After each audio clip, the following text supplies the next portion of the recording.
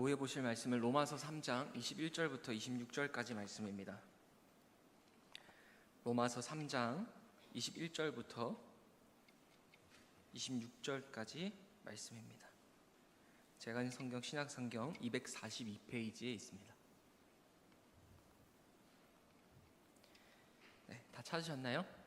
우리 말씀을 한 절씩 함께 보도록 하겠습니다. 제가 먼저 읽겠습니다. 이제는 율법 외에 하나님의 한 의가 나타났으니 율법과 선지자들에게 증거를 받은 것이라. 곧 예수 그리스도를 믿음으로 말미암아 모든 믿는 자에게 미치는 하나님의 의니 차별이 없느니라.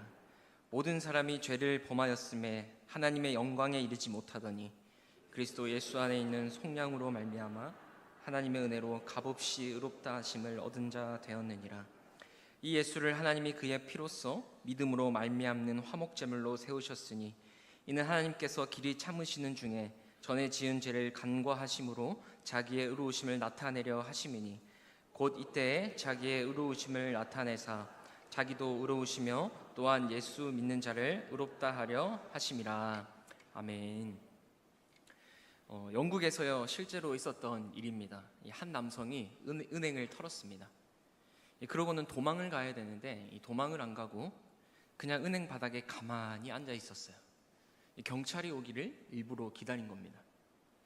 경찰이 와서 이 은행 털이범을 취조하니까 이렇게 진술합니다. 깜빵에 가고 싶어서 은행을 털었고 그래서 나는 도망가지 않았다.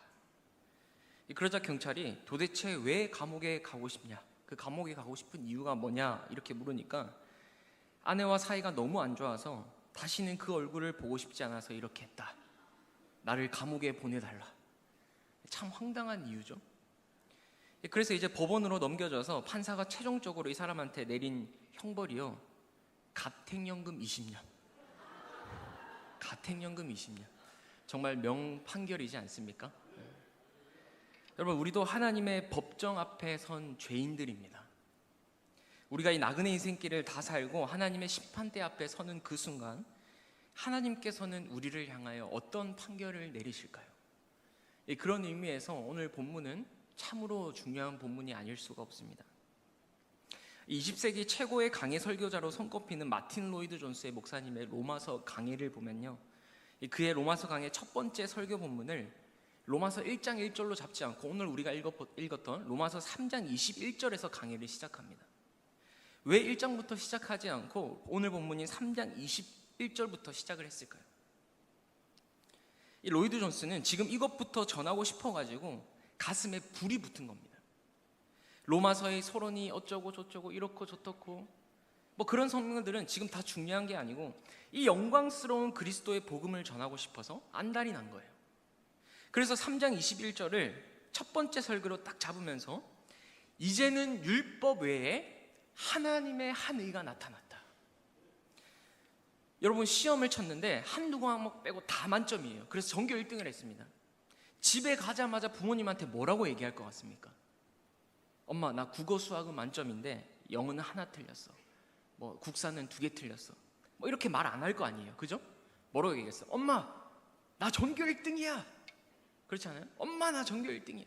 그러고 나서 구체적인 세부 성적들을 얘기하겠죠. 지금 마찬가지로 로이드 존스가 그런 심정인 겁니다. 3장 21절 이 내용이 너무 중요한 내용이기에 일단 이것부터 시작하자.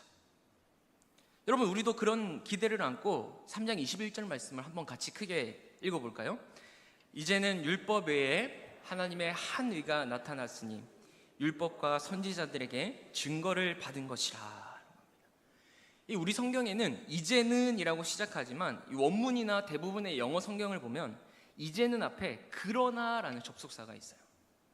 그러나 이제는, 이게 맞는 번역입니다. 그러니까 20절까지 말씀을 보자면 인간들은 하나님의 법정 앞에서 전혀 소망이 없는 자들이었어요. 하나님을 알지 못하는 이방인들은요, 자기들의 양심과 도덕을 가지고 살아보지만 거룩하신 하나님의 기준에 다다를 수 있는 사람은 아무도 없었습니다.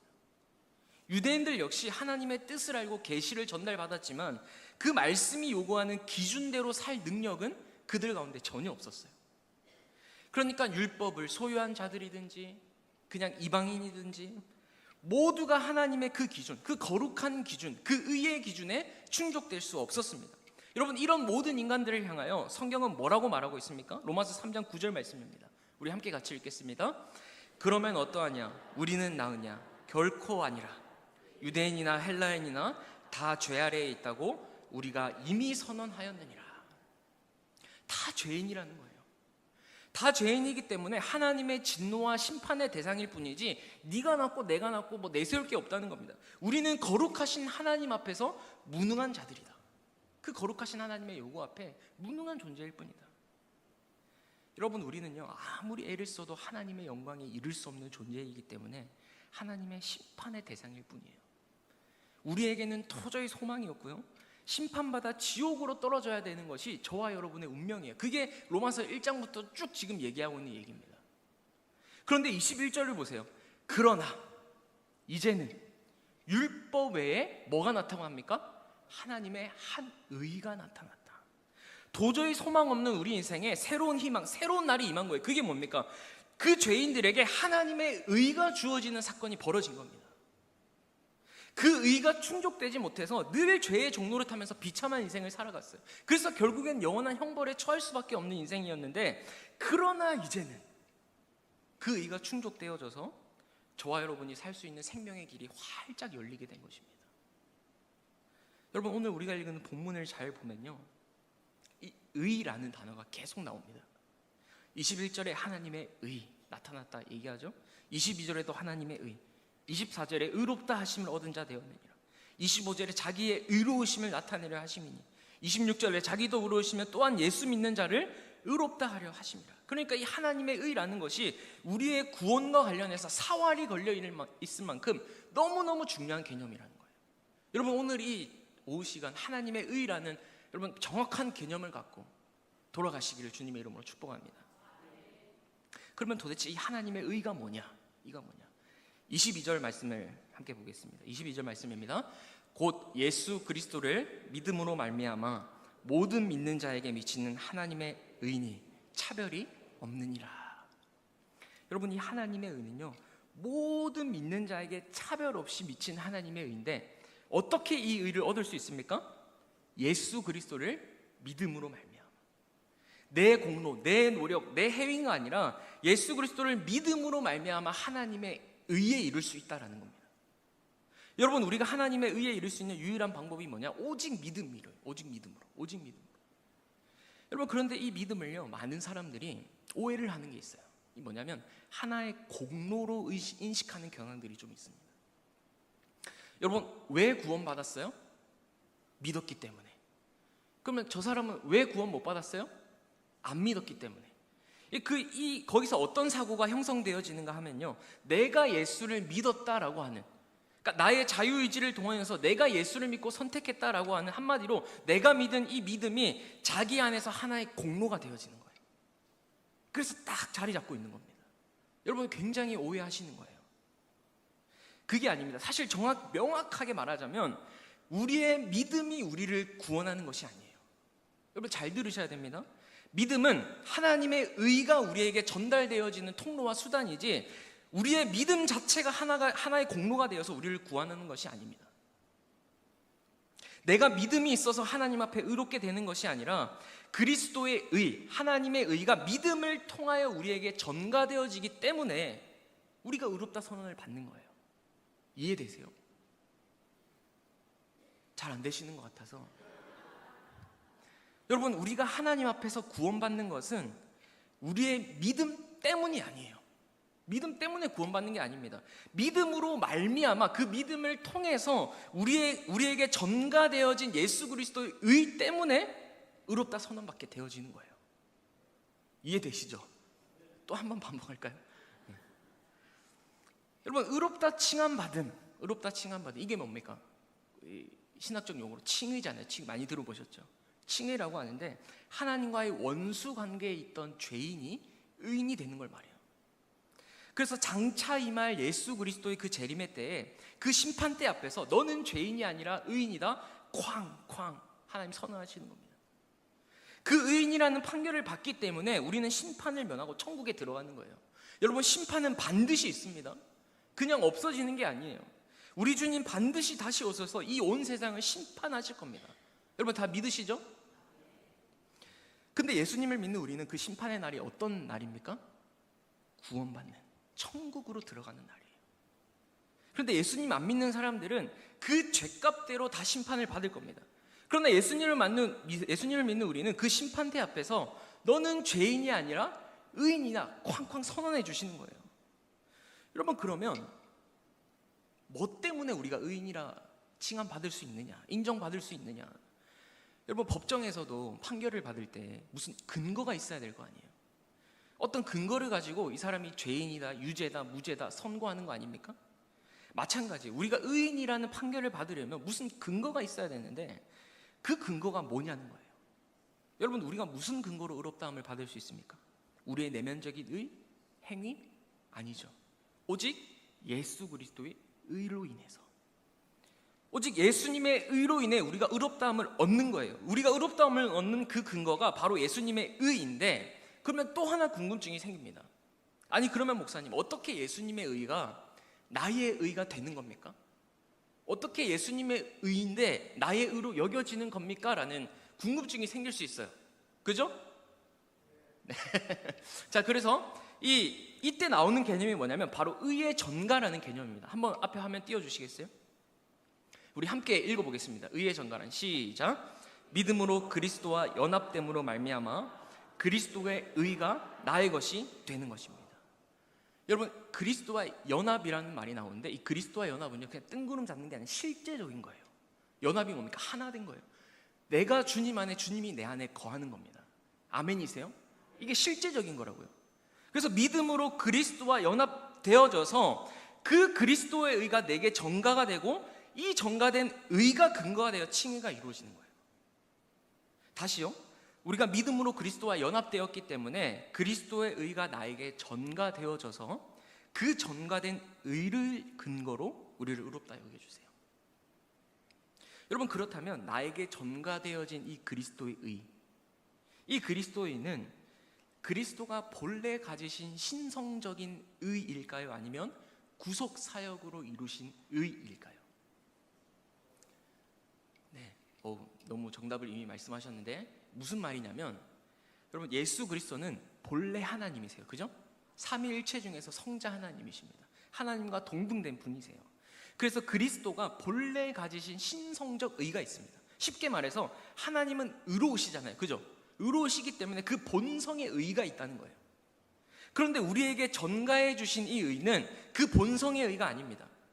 우리에게 전가해 주신 의는 그리스도께서 인간의 몸을 입고 이 땅에 오셔서 구속 사역으로 이루신 의예요. 자, 그러면 구속 사역이 뭐냐? 그죠? 이걸 구속사적 의라고 하는데, 이걸 오늘 본문에서 24절에 이렇게 말합니다. 우리 24절 말씀을 같이 함께 읽겠습니다. 그리스도 예수 안에 있는 속량으로 말미암아 하나님의 은혜로 값없이 의롭다 하심을 얻은 자 되었느니라. 우리가 어떻게 의롭다 하심을 얻었다고 합니까? 그리스도 예수 안에 있는 속량으로 말미암아. 여기서 속량이라는 것은요, 원래 노예 시장에서 상업적인 용어로 사용했던 단어예요. 상업 용어입니다. 그러니까 값을 주고 노예를 해방시키는 겁니다. 그걸 속량이라고 말해요. 그러니까 다시 사는 거죠. 값을 치르는 겁니다. 갚을 능력이 없어서, 돈을 빌렸는데 갚을 능력이 없어서 노예로 팔려갔어요. 근데 누가 대신 값을 지불해서 사는 겁니다. 그래서 자유민으로 풀어주는 거예요. 그걸 속량이라고 합니다. 여러분, 예수님께서 우리를 그분의 피로 속량하셨습니다. 죄의 노예였던 우리를, 아담이 선악과를 먹음으로 말미암아 하나님의 불순종했고 이 죄라는 것이 들어와서 죄의 노예였던 우리를 값을 치르고 사셔서 죄에서 해방시켜 주셨어요. 그리고 우리를 자기의 소유로 삼아 주셨습니다. 그래서 값을 치르는 게 속량인데, 자, 그러면 어떤 값을 치르셨느냐?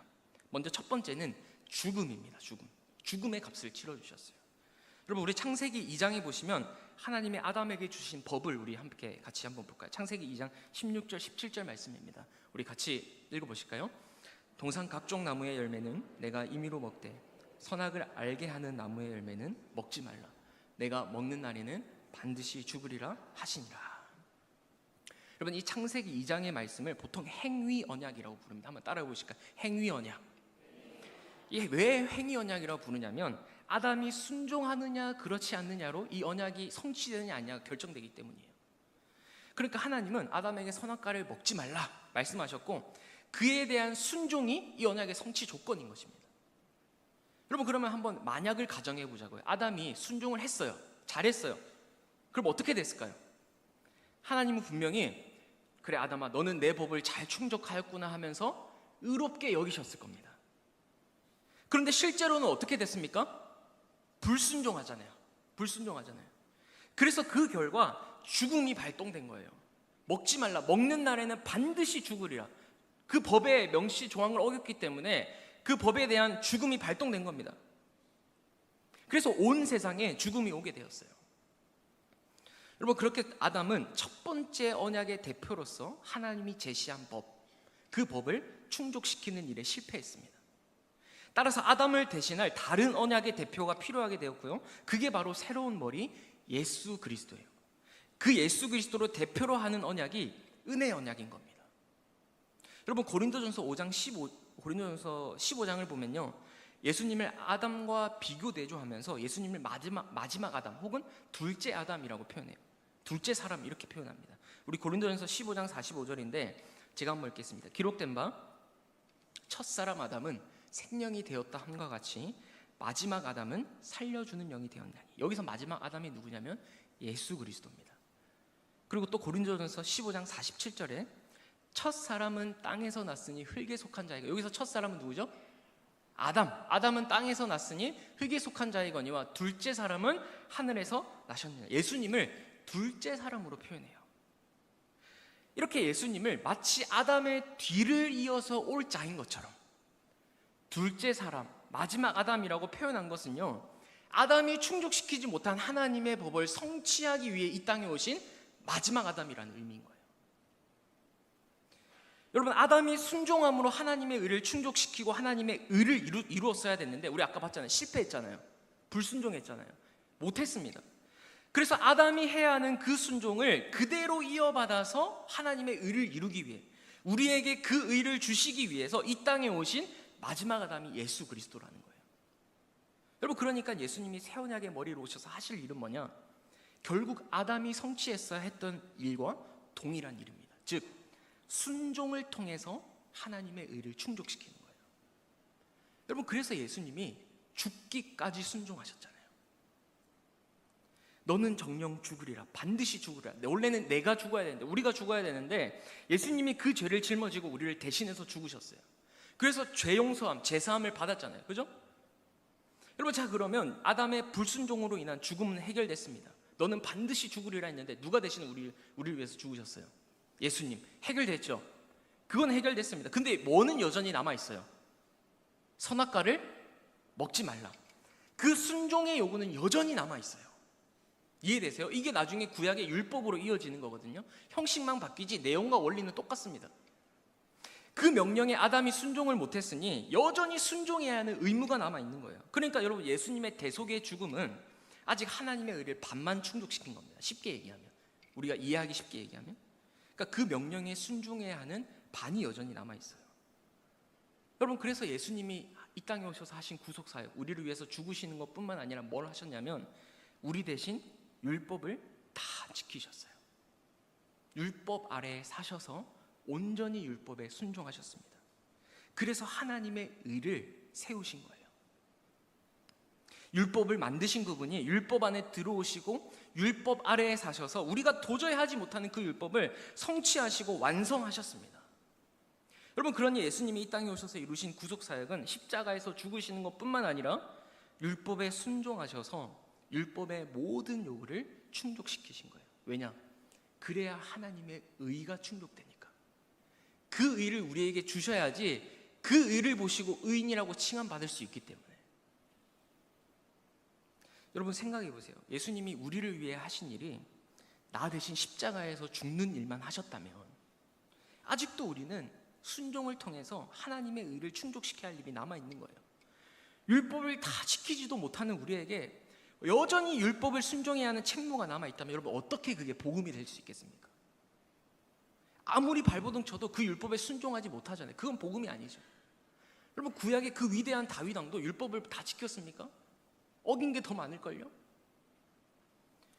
여러분, 예수님은 우리를 위해 죽으셨을 뿐만 아니라 우리를 위해 율법에 순종하는 삶을 사셨습니다. 그래서 그 의가 충족되었고 우리에게 그 의를 전가해 주신 거예요. 여러분, 순종할 이유가 전혀 없으신 예수님께서 다 순종하셨습니다. 하나님이신 그분이 사람이 되신 것도, 그렇게 오셔서 율법 아래 사신 것도, 그리고 결국 십자가에서 죽으셔야만 했던 것도, 성육신, 이 땅에 인간의 몸을 입고 오신 그 성육신부터 시작해서 그리스도의 전 생애를 통해 이루신 그 순종이 하나님의 의를 충족시키셨어요. 아담이 했어야 될 순종, 우리가 했어야 될 순종을 그리스도께서 대신 순종함으로 하나님의 의를 세웠기 때문에 여러분, 우리가 의인이라 칭함받고 천국 백성으로 살아가게 된 줄 믿으시기 바랍니다. 우리가 한 게 아무것도 없어요. 그래서 이걸 오늘 본문에서 하나님의 은혜로 값없이 의롭다 하심을 얻은 자 되었다. 하나님의 은혜로 값없이, 누구도 하나님의 영광에 이르지 못하고 누구도 하나님의 의를 충족시킬 수 없는데 하나님의 은혜로 값없이, 여러분 여기서 값없이라는 말은 조건 없이 거저받았다는 거예요. 어떤 이유도 없다라는 겁니다. 아무런 조건 없이 오직 하나님의 은혜로 의롭다 하심을 얻은 자 되었는 줄 믿으시기 바랍니다. 여러분, 그러니 여러분, 제가 서두에 얘기했던 것처럼 내가 구원받는 것은 내가 예수를 믿었기 때문이 아니에요. 하나님이 예수 그리스도의 의 때문에 값없이 우리를 의롭다라고 하신 것이지 우리가 최소한 무언가를 했기 때문에 구원이 주어진 게 아닙니다. 여러분, 이렇게 우리에게 전달된 하나님의 의는 본문 말씀을 보니까 차별이 없다라고 말하고 있어요. 우리 22절 말씀 다시 한번 읽어보실까요? 곧 예수 그리스도를 믿음으로 말미암아 모든 믿는 자에게 미치는 하나님의 의니 차별이 없느니라. 어떻다고요? 차별이 없느니라. 왜냐하면 우리 속에서 무언가 만들어진 의가 아니기 때문에 그래요. 여러분, 어떤 사람들은 상급 차등론을 주장합니다. 상급 차등론이 뭡니까? 우리가 예수 믿고 살다가 하나님 앞에 갔을 때, 여러분, 칭이라는 것은 반드시 예수님의 재림 심판과 연관이 되어 있는 교리거든요. 그래서 우리가 예수 믿고 하나님 앞에 섰을 때 천국에도 등급이 있다는 거예요. 상급 차등론 들어보셨어요? 그러니까 뭐 예를 들면 이런 겁니다. 하나님이, 야, 너는 목사였으니까 1등급이야. 너는 집사였으니까 2등급이야. 뭐 예를 들면 너 매주 교회에서 봉사했네? 1등급. 여러분, 천국에서까지 등급이 매겨진다면 얼마나 부끄러운 일입니까? 뭐 투뿔 등급도 아니고, 그죠? 늘 이 세상에서 1등, 2등, 3등 경쟁을 하고 그거에 따른 상급이 다른데, 여러분, 천국에서까지 등급이 매겨진 이것만큼 우스운 게 어디 있겠어요? 여러분, 그리스도 예수 안에서 우리에게 전가되어진 그 하나님의 의는요, 차별이 없습니다. 11조를 많이 냈거나 적게 냈거나 혹은 뭐 앞에 나서서 뭘 많이 했거나 못했거나 상관이 없어요. 하나님이 우리에게 주신 그 의, 그 구원은 결코 차별이 없습니다. 왜냐? 우리 속에서 뭔가 어떤 수고와 애씀, 공로와 헌신이 하나님 앞에 의롭다 인정받을 수 있는 어떤 근거나 이유도 되지 않기 때문이에요. 될 수가 없어요. 사랑하는 우리의 성도님들, 우리가 하나님 앞에 서는 날, 우리가 주님을 위해서 수고하고 애쓴 것, 이거 정말 참 귀한 거잖아요. 너무 귀한 거 아닙니까? 그런데 그것 가지고 하나님 앞에 서는 거 아닙니다. 아니에요. 예수 그리스도를 믿는 믿음으로 말미암아 우리 가운데 전가되어진 하나님의 의, 예수 그리스도의 의, 그거 하나 가지고 하나님의 심판대 앞에 서는 거예요. 하나님의 심판대를 통과할 수 있는 유일한 힘과 능력은 예수 그리스도의 의밖에 없습니다. 그것만이 하나님 앞에서 우리가 수용되어지는 유일한 근거인 것인 거예요. 여러분, 그러니 여러분, 이곳에서 우리가 천국을 이루어야 되지 않습니까? 천국을 맛보다 영원한 천국 들어가는 게 이 의인의 삶이잖아요. 여러분, 그러니 이곳에서도 제발 구분 짓거나 차별하지 마세요. 색안경을 끼고 좀 보지 맙시다. 우리가 하나님의 의를 정말 중요시 여긴다면, 그래서 그 하나님의 의를 자랑하고 드러내는 정말 주님의 몸된 교회라면 교회 안에서 만들어지는 어떤 문화나 흐름들이 차별과 구분이 없어야 돼요. 여러분, 저는 왜 자꾸 교회가 세상과 똑같아질까 생각해 보니까요, 교회인 우리가 교회인 저와 여러분 한 사람 한 사람이 자꾸 세상의 가치관을 벗어버리지 못해요. 그리고 세상의 가치대로 교회에 와서 똑같이 합니다. 그렇게 바라보고 그렇게 인식하고 그렇게 행동해요. 여러분, 그러니 교회 안에서도 좀 힘이 있고 돈이 있으면 영향력을 행사하면서 그런 사람들이 교회를 좌지우지하잖아요. 여러분, 이게 무슨 교회입니까? 힘의 논리에 따라 굴복하는 바벨론과 다를 바가 없죠. 여러분, 제가 이런 얘기를 하는 것은 우리 교회는 안 그런 교회이기 때문에 하는 것입니다. 아멘이십니까? 우리 교회는 안 그런 교회예요. 제가 경험한 우리 대길교회는. 여러분, 그리스도 안에서는 그 어떤 구별과 차별도 없다고 했는데 정작 그 하나님 나라를 보여줘야 할 주님의 몸된 교회 안에서 이런 차별과 구별이 있다면 얼마나 주님 마음 아프시겠어요. 그걸 없애려고 예수님 오신 건데.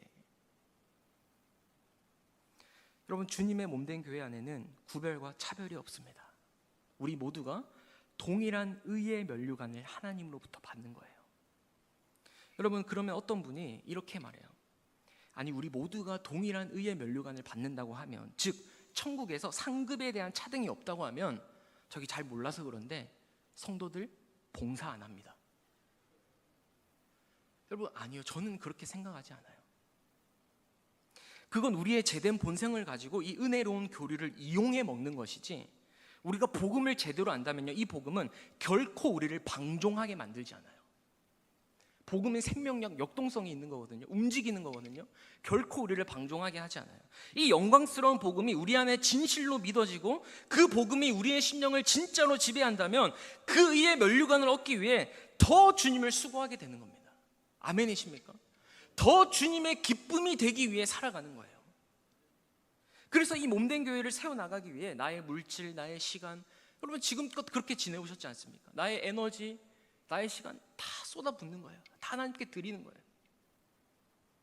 그리고 그렇게 수고하면서 여러 상처와 어려움을 당한다고 한들 그것이 하나님 앞에서 가장 큰 영광이다. 여러분, 영광의 상처가 많으신 분이 되기를 축복합니다. 그것이 하나님 앞에 은혜의 영광이다라고 생각하면서 오히려 더 많이 수고하고 애쓰는 자가 되도록 우리를 인도하는 능력이 여러분 복음 안에 있다고 믿습니다. 복음 안에 있어요. 그게. 여러분, 이 복음을 우리 모두가 경험할 수 있기를 주님의 이름으로 축복합니다. 계속해서 오늘 본문 25절 말씀인데 우리 25절 말씀 함께 보겠습니다. 이 예수를 하나님이 그의 피로써 믿음으로 말미암는 화목제물로 세우셨으니 이는 하나님께서 길이 참으시는 중에 전에 지은 죄를 간과하심으로 자기의 의로우심을 나타내려 하심이니. 자, 여기 보시면요, 하나님이 이 의를 우리에게 주시기에 어떤 방법을 얘기하시냐면 이 예수를 하나님이 그의 피로써 믿음으로 말미암는 화목제물로 세웠다. 여기다 중요한 단어는 그의 피라는 단어고요, 화목제물이라는 단어입니다. 이 문장을 RSV 영어 성경에 어떻게 나와 있냐면 화면 한번 띄워주시겠어요? By his blood to be received by faith, 이렇게 얘기합니다. 이게 뭐냐면 그의 피로 말미암아 믿음으로 받는, 이런 뜻이에요. 이 문장을 잘 보세요. By his blood, 이게 전제되어, 즉 그의 피로 인해, 이게 전제되어져야지 그 뒤에 나오는 to be received by faith, 믿음으로 받는 게 성립되어질 수 있어요. 즉 그리스도의 피 흘림이 없으면 우리의 믿음은 아무 소용이 없다는 겁니다. 여러분, 그의 피로 말미암이 없으니 우리의 믿음이 아무짝에 소용이 없다라고 얘기하는 거예요. 즉 이 예수를 하나님이 그의 피로써 화목제물로 세우셨기 때문에 우리가 하나님 앞에서 의롭게 되어졌다라는 것을 강조하고 있어요. 그러니까 우리의 믿음에 초점이 맞춰져 있는 것이 아니라 그리스도께서 흘리신 그 보배로운 피, 그 피의 능력으로 말미암아 저와 여러분이 하나님 앞에서 의롭다라고 선언받았다라고 얘기하는 겁니다. 그리스도의 피 흘림을 통해 관계의 회복이 이루어졌다라는 것을 강조하는 것이죠. 그래서 화목제물로 세우셨다. 이 화목제물의 개념도 여러분 잘 이해하셔야 되는데요, 여기서 화목제물이라 함은 죗값을 치른다라는 의미와 함께 하나님의 진노에서 벗어난다라는 개념이 있습니다. 그러니까 한마디로 우리를 대신해서 하나님의 진노를 대신 감당하신 예수 그리스도의 그 희생으로 말미암아 우리에게 마땅히 임해야 할 그 하나님의 진노가 피해간 거예요. 그런 의미가 들어있습니다. 여러분, 죄인을 향한 하나님의 진노 그냥 사라진 것이 아닙니다. 하나님의 진노는 반드시 임해야 돼요. 왜냐? 하나님은 공의로우신 분이기 때문에. 하나님은 너무나 거룩한 분이시기에 죄와는 도저히 함께 하실 수 없고 반드시 진노하심으로 그 공의를 실현하셔야 되는데, 우리를 대신해서 예수 그리스도께서 하나님의 진노를 받으심으로 그 하나님의 진노가 우리를 피해 갔어요. 그게 화목 제물입니다. 여러분, 이것이 복음 아닙니까? 하나님의 진노를 우리가 받아야 되는데, 영원한 심판 가운데 처해지는 게 우리여야 되는데, 예수님이 대신 받으셔서 하나님과 우리를 화목해 하셨어요. 화목 제물로 세우셨다, 그런 뜻입니다. 그리고 이걸 존 머레이가 구속이라는 책에서 이렇게 언급합니다. 하나님은 당신의 진노를 없애기 위해 아들을 죽음에 내몰아 피 흘리게 하실 만큼 진노의 대상인 인간들을 사랑하셨다. 여러분, 이것이 성경이 말하는 복음의 정수요, 복음의 진수입니다. 이렇게 하나님은요, 예수 그리스도를 화목 제물로 세우심으로 오늘 본문의 표현에 의하면 자기의 의로우심을 나타내셨다, 이렇게 말해요. 즉 하나님의 공의가 훼손되지 않으면서 우리를 구원하셨다라는 겁니다. 우리 마지막 26절 말씀인데 같이 함께 읽어보실까요? 곧 이때에 자기의 의로우심을 나타내사 자기도 의로우시며 또한 예수 믿는 자를 의롭다 하려 하심이라. 여러분, 사실 하나님의 공의가 이루어지려면요, 죄인들은 심판받아야 됩니다. 하나님의 진노를 받아야 돼요. 근데 만약 죄인들이 하나님의 진노를 받지 않는다? 하나님의 공의가 깨지는 거죠. 이건 있을 수 없어요. 여러분, 하나님의 공의가 깨진다는 것은 애초부터 하나님은 신이 아니었다라는 말과 똑같습니다. 그러니까 반드시 하나님의 진노와 심판은 죄인들에게 임해야 돼요. 근데 26절을 보세요. 다시 보세요. 곧 이때에, 예수 그리스도를 화목제물로 세우신 이때에 자기의 의로우심을 나타내서 자기도 의로우시며 또한 예수 믿는 자를 의롭다 하려 하십니다. 즉 하나님의 공의도 이루어지면서 동시에 심판받아 마땅할 우리도 의롭다 함을 얻는 일이 일어났다라는 겁니다. 어떻게요? 예수 그리스도가 화목제물이 되심으로. 옛날에 이 백성들로부터 존경을 받는 훌륭한 왕이 있었습니다. 너무나 정의롭고 공의로운 왕이었어요. 그래서 이 왕 때문에 백성들이 너무 행복했습니다. 너무 잘 살았어요. 그런데 왕에게는 근심거리 하나가 있었는데요, 하나 있는 아들이 너무나 말썽꾸러기인 거예요. 그러다가 한 번은 이 아들이 큰 사고를 쳐서 죄를 짓고 말았어요. 큰 죄를 저질렀습니다. 아주. 그래서 백성들은 이 사건을 보면서 다들 궁금해한 거죠. 왕이 과연 어떻게 처신할까? 공의로운 왕인데, 이때까지 너무나 공정했는데 지켜봤어요. 그러자 왕은 비록 자기 아들이라도 재판정에 세워서 죄값을 물었습니다. 너무나도 공정하게 곤장 40대를 때리라, 딱 판결을 내려요. 그 백성들은 이 모습을 보면서 와, 역시 우리 왕은 훌륭한 왕이야, 너무나 공의로워, 막 칭찬하고 있는 바로 그때에 왕이 보좌에 내려와서 자신의 왕관과 왕복을 벗어버려요. 그리고 아들이 서야 할 그 자리에 자기가 서서 나에게 매를 때리라. 그리고 대신 그 매를 다 맞았습니다. 아마 어린 아들이 40대에 곤장을 맞았으면 죽었을 거예요. 반불구됐을 겁니다. 그러나 아버지 대신 맞아서 살 수가 있었고요, 그 아버지의 희생 때문에 죄의 형벌에서 벗어나게 되었어요. 여러분, 이 이야기에서 핵심은 뭐냐면요, 왕이 스스로 공의를 지키면서도 자기 아들을 죄의 형벌로부터 구해냈다라는 겁니다. 여러분, 이게 바로 십자가입니다. 십자가. 하나님은 십자가에서 독생자 예수 그리스도를 화목제물로 세우심으로써 우리가 받아야 할 모든 진노를 대신 받으셨고 우리의 모든 죄값을 다 지불하셨어요. 스스로 공의의 법도 지키면서 동시에 우리를 죄의 형벌로부터 자유케 하신 겁니다. 여러분, 이게 바로 십자가의 비밀이에요. 십자가에서 하나님의 공의와 하나님의 사랑이 만난 겁니다. 공의와 사랑, 도저히 만날 수 없을 것 같은 이 두 단어가 십자가에서 이루어진 거예요. 죄를 반드시 심판하시는 하나님의 공의와 그 죄인을 용서하시는 하나님의 사랑이 십자가에서 죽으신 화목제물이 되신 예수 그리스도의 피로 가능해진 줄 믿으시기 바랍니다. 여러분, 그러니 어찌 그 은혜를 찬양하지 않을 수 있겠습니까? 어찌 그 은혜를 우리가 잊으며 살 수 있겠어요? 이 방법이 아니면 도저히 우리를 살릴 수 없기 때문에 하나님은 예수 그리스도를 화목제물로 삼으셨어요. 그리고 우리를 의롭다 여겨 주십니다. 여러분 마지막 심판대 앞에 저와 여러분 다 하나님 앞에 설 거예요. 여러분 그때 우리는요 예수 그리스도의 피로 다 덮여있기 때문에 너는 의인이다 라고 여겨주십니다. 인정해 주십니다. 여러분 우리가 이러한 놀라운 구원, 이러한 놀라운 칭의의 구원을 받았는데 여러분 어떻게 우리가 마음대로 살아갈 수 있겠습니까? 이 구원을 얻는 데 있어서 내가 한 일은 아무것도 없죠. 다 그리스도께서 하신 겁니다. 죽으신 것도, 율법에 순종하신 것도, 우리는 그것을 믿기만 하면 그리스도와 연합되어서 그 그리스도가 이루신 구원이 다 내 것이 되는 거예요. 여러분 세상에 이런 논리가 어디 있어요? 거저 주는 겁니다. 여러분 우리 공짜 좋아하잖아요. 거저 받았다고요. 거저. 세상 공짜 없어요. 사실 공짜인 것 같지만 다 공짜 아닙니다. 예수 그리스도 복음만이 우리에게 거저 주신 하나님의 은혜예요. 말도 안 되는 축복, 말도 안 되는 사랑이죠.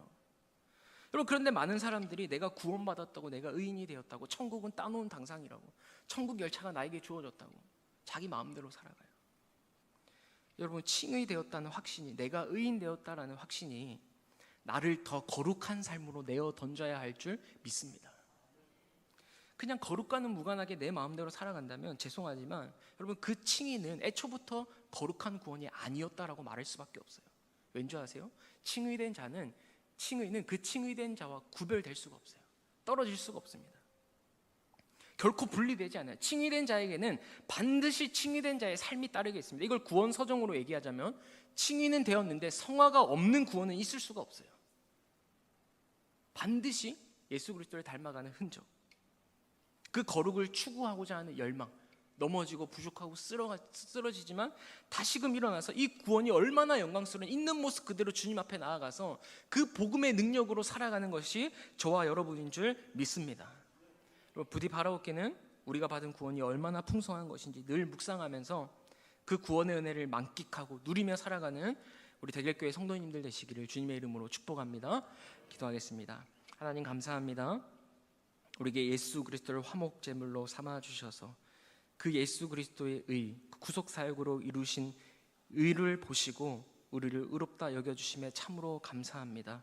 하나님 우리가 의인으로서 이제는 하나님의 백성으로서, 천국 백성으로서 하나님을 닮은 그 거룩한 모습으로 살아갈 수 있도록 주님 축복하여 주시옵소서. 우리 성도님들 또 한 주 동안 그 삶 속에서 주님의 은혜를 기억하고 그 주님의 은혜를 찬양하고 그 주님의 은혜를 증거하는 믿음의 사람으로 살아가는 우리들 되게 하여 주시옵소서. 감사드리며 예수님 이름으로 기도합니다. 아멘.